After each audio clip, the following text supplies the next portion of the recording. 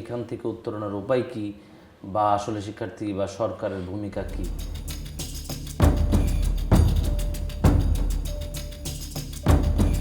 প্রিয় দর্শক, দৈনিক আমাদের সময়ের নিয়মিত আয়োজন হার্ড নিউজ অনুষ্ঠানে আমি আপনাদের সঙ্গে আছি মঈন বকুল। আর আজকে আমাদের স্টুডিওতে উপস্থিত হয়েছেন দৈনিক আমাদের সময়ের সিনিয়র রিপোর্টার শাহজাহান মোল্লা। কেমন আছেন? জি ভালো। মোল্লা ভাই, আমরা বেশ কিছুদিন ধরেই দেখছি যে শিক্ষার্থীদের আন্দোলন, মিছিল, মিটিং, এক কলেজ সাথে আর এক কলেজের সংঘর্ষ, মাদ্রাসা শিক্ষকদের আন্দোলন, দাবি দেওয়া, ইউজিসির গেটে তালা, বিভিন্ন বিষয় আশায় নিয়ে ব্যাপক একটা তুলকালাম অবস্থা সারা দেশেই, এবং দেশের বিভিন্ন জায়গায় এটা নিয়ে আন্দোলন, মিছিল, মিটিং হচ্ছে, এবং এক্ষেত্রে অনেককেই দেখছি নীরব। আপনি আজকে একটি গুরুত্বপূর্ণ নিউজ করেছেন যে দাবি দেওয়ায় বন্দি শিক্ষা, খুবই গুরুত্বপূর্ণ এবং ইস্যুভিত্তিক একটি নিউজ। আপনার নিউজের মধ্যে কি আছে? জি, আপনাকে অসংখ্য ধন্যবাদ আমাদেরকে আবারও কথা বলার সুযোগ করে দেওয়ার জন্য, এবং আমাদের সময়ের স্টুডিওর মাধ্যমে যারা দর্শক আছেন, শ্রোতা আছেন, সবাইকে শুভেচ্ছা জানাচ্ছি। আসলে আপনি ঠিকই বলেছেন যে শিক্ষা কার্যক্রম বা শিক্ষা এই দাবি দেওয়ার মধ্যে আটকে আছে বা বন্দি আছে। আমরা যদি বলি, এটা কিন্তু একদম সত্য যে আমরা দেখেছি যে গত 5 আগস্ট আওয়ামী লীগ সরকার পতনের পরে অন্তর্বর্তী সরকার যখন আসলো, তার পরপরই দেখলাম শিক্ষার্থীরা বিভিন্ন দাবি দেওয়ার, বা শুধু শিক্ষার্থী না, শিক্ষক কর্মচারী, শিক্ষা সংশ্লিষ্ট যারা কর্মকর্তা কর্মচারী, তারাও বিভিন্ন দাবি নিয়ে রাস্তায় নামে। মানে দাবির কোনো শেষ নেই। এই যে একের পর এক দাবি, আমাদের শিক্ষার্থীরা, আমাদের যারা ভবিষ্যৎ, মানে দেশের যারা আগামী প্রধানমন্ত্রী বা রাষ্ট্রপতি যাই হোক, যারা হবে আগামী কর্ণধার, তারা কিন্তু তাদের যে এই শিক্ষা কার্যক্রম সেখান থেকে অনেক দূরে চলে যাচ্ছে। ওই যে একটা কথা যদি বলে, সেই যে ঘর থেকে বের হলো আর ঘরে ফিরে আসলো না, এইরকম একটা অবস্থা দাঁড়িয়েছে। ইডেন বে কক্সবাজার সমুদ্র সৈকতের উপর নিজেদের একটি ঠিকানা। মাত্র 5 লাখ টাকায় আপনিও হয়ে যেতে পারেন এই হোটেলের মালিক। ইডেন বে, আ কনসার্ন অফ ভাইয়া হোটেলস। মানে শিক্ষায় ফিরে আসার মতো দেখছি না, আমরা পরিবেশ দেখছি না। কিছুদিন আগে আমরা দেখলাম যে হাবিবুর রহমান মোল্লা কলেজ, কবি নজরুল কলেজ সহ আর কয়েক কলেজের শিক্ষার্থীদের মধ্যে একটা সংঘর্ষ হলো।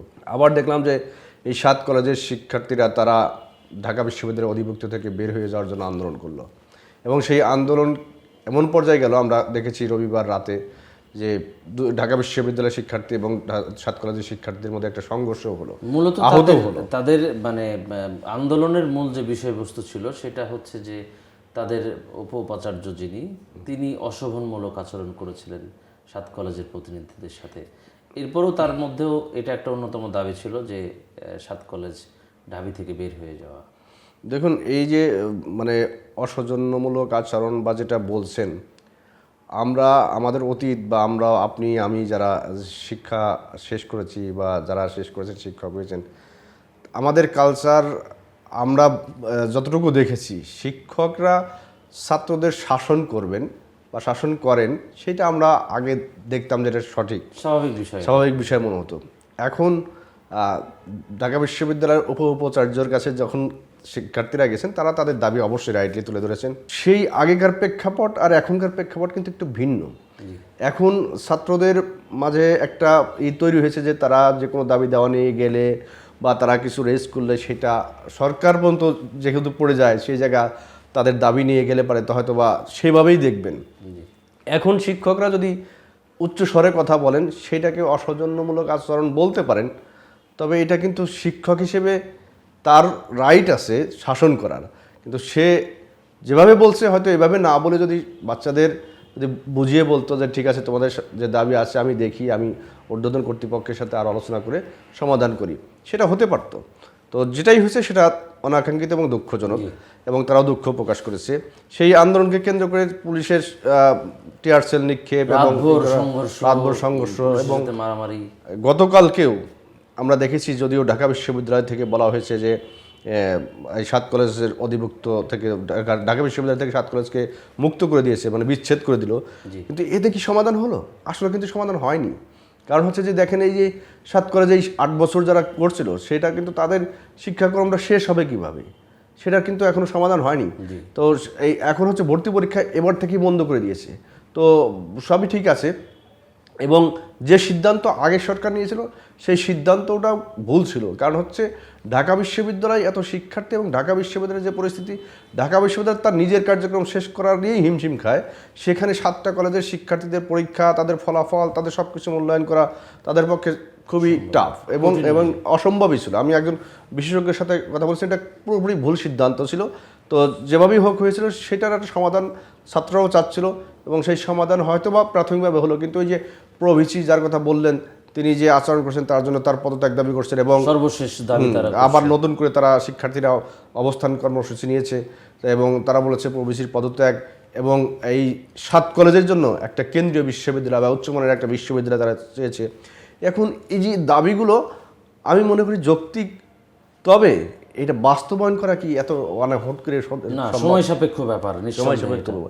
আবার দেখেন যে মাদ্রাসার শিক্ষকদের যে আন্দোলনটা, সেই আন্দোলনে দেখলাম শিক্ষকদের তারা কয়েকদিন ধরে আন্দোলন করছিল এবং সেই আন্দোলন দমাতে পুলিশ গরম পানি, জলকামান ব্যবহার করলো এবং লাঠি চার্জ করলো। এই জায়গা আমার কাছে একটু খুব অমানবিক এবং দুঃখজনক মনে হলো। আজ যে পুলিশ তার এক শিক্ষকের গায়ে লাঠি পেটা করছেন, তিনি শিক্ষক সবসময় শিক্ষক।